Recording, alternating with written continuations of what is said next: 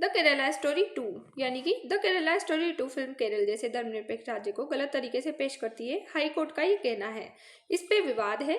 उच्च न्यायालय ने सीबीएफसी से सवाल किया कि केरल में पूर्ण सद्भाव है, लेकिन क्या आपने इस पर विचार किया है कभी? तो क्या है खबर, आइए जानते हैं। खबर है, film the Kerala story 2 teaser trailer को लेकर विवाद खड़ा हो गया है। केरला हाई कोर्ट ने कहा कि फिल्म केरल जैसे सेक्युलर और सांप्रदायिक सद्भाव वाले राज्य को गलत रूप से दिखाती है। उसके साथ फिल्म के सीबीएफसी सर्टिफिकेट को चुनौती देते हुए याचिका दायर हुई। कोर्ट ने फिल्म की स्क्रीनिंग देखने की बात कही। रिलीज और अधिकारों पर अस्थायी रोक जैसी कार्यवाही की गई है। चर्चा में इसलिए क्योंकि इसका ट्रेलर रिलीज हो गया है और उसके बाद राजनीतिक, सामाजिक और कानूनी विवाद बढ़ गया है। केरल सरकार और कई नेताओं ने इसे प्रोपेगेंडा और सांप्रदायिक तनाव फैलाने वाला बताया है। हाई कोर्ट ने सीबीएफसी की भूमिका पर सवाल उठाया है और क्या उन्होंने फिल्म के प्रभाव का सही मूल्यांकन किया है, ये सवाल उन्होंने उठाया है। इसके मुख्य मुद्दे हैं जैसे कि अभिव्यक्ति की स्वतंत्रता बनाम सामाजिक जिम्मेदारी। संविधान का अनुच्छेद 19(1)(a) क्लोज ए कहता है कि अभिव्यक्ति की स्वतंत्रता है, लेकिन अनुच्छेद 19(2) कहता है कि युक्ति संगत प्रतिबंध, इनकी पब्लिक ऑर्डर और मॉरलिटी को ध्यान में रखते हुए ये सब करना होगा। बाकी हमारा कॉन्स्टिट्यूशन इतनी जो है लोगों को वो देता है अनुमति कि इसमें जो है हम एक रीजनल रेस्ट्रिक्शन लगा सकते हैं, यानी कि युक्तियुक्त प्रतिबंध लगा सकते हैं। अपने फायदे को दूसरे को नुकसान पहुंचा के हम खुद का फायदा नहीं कमा सकते, ऐसा हमारा संविधान ये हमें रियायत देता है। प्रश्न है, क्या फिल्म क्रिएटिव एक्सप्रेशन है या मिस इन्फॉर्मेशन? सेंसरशिप और सीबीएफसी की भूमिका क्या है? तो central board of film certification CBFC फिल्मों को प्रमाणन देता है और आरोप है सीबीएफसी ने पर्याप्त जांच नहीं की। कोर्ट ने पूछा, क्या संवेदनशील विषयों पर अतिरिक्त सावधानी बरती गई है? संघवाद यानी कि फेडरलिज्म का पहलू देखें तो फिल्म राष्ट्रीय स्तर पर रिलीज होती है, लेकिन राज्य जो कि केरल है उसकी छवि प्रभावित होने का भी दावा है। प्रश्न है, क्या राज्य सरकार हाईकोर्ट हस्तक्षेप कर सकती है? सामाजिक सद्भाव जैसे कि याचिकाकर्ताओं का तर्क है कि फिल्म से धार्मिक तनाव बढ़ सकता है। कोर्ट ने भी माना कि केरल सामाजिक सौहार्द वाला राज्य है। कानूनी पहलू, तो हाई कोर्ट के सामने प्रमुख प्रश्न है, क्या फिल्म गलत तथ्यों पर आधारित है? क्या इससे पब्लिक ऑर्डर प्रभावित होगा? क्या सीबीएफसी का निर्णय न्याय संगत है? कोर्ट ने मेकर्स, सीबीएफसी और केंद्र सरकार को नोटिस भेज दिया है। राजनीतिक प्रक्रिया है, तो केरल सीएम जो पिनराई विजयन है पिनारिया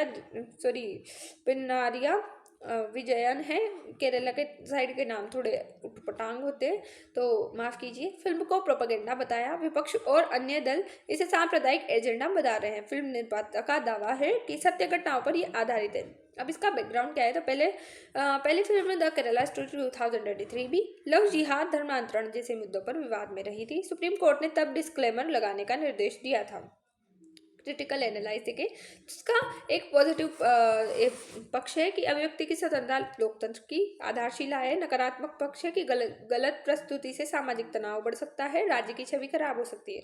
संतुलन जरूरी है, यानी कि रेस्पॉन्सिबल फ्रीडम होनी चाहिए। कंक्लूजन, ये विवाद केवल एक फिल्म का नहीं है बल्कि लोकतंत्र में अभिव्यक्ति की सीमा, सेंसरशिप की भूमिका यानी कि सामाजिक सौहार्द बनाम स्वतंत्रता का है, न्यायपालिका की भूमिका जिसमें फ्रीडम विद पब्लिक ऑर्डर यानी कि संतुलन बनाए रखना होगा हमें इन सबके ऊपर, स्वतंत्रता और पब्लिक ऑर्डर के ऊपर। जीएस पेपर 2, तो अभिव्यक्ति की स्वतंत्रता पे प्रश्न आ सकता है कि अभिव्यक्ति की स्वतंत्रता लोकतंत्र की आत्मा है, परंतु इसके दुरुपयोग से सामाजिक अशांति भी उत्पन्न हो सकती है।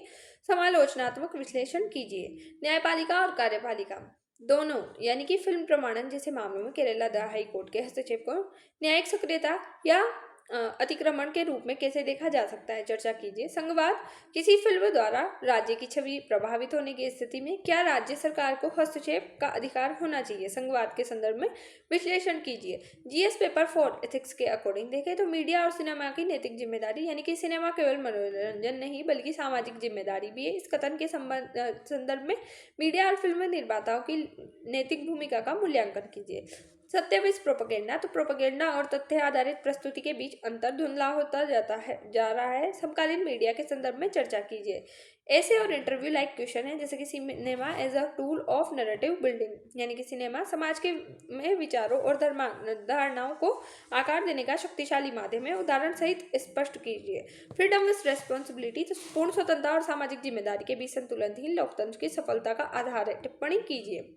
ये क्वेश्चन आप लिख के देख सकते हैं और अगर इन्हें चेकआउट करना है तो कोई भी आप प्रोग्राम ज्वाइन करके उस पर चेक करा सकते हैं।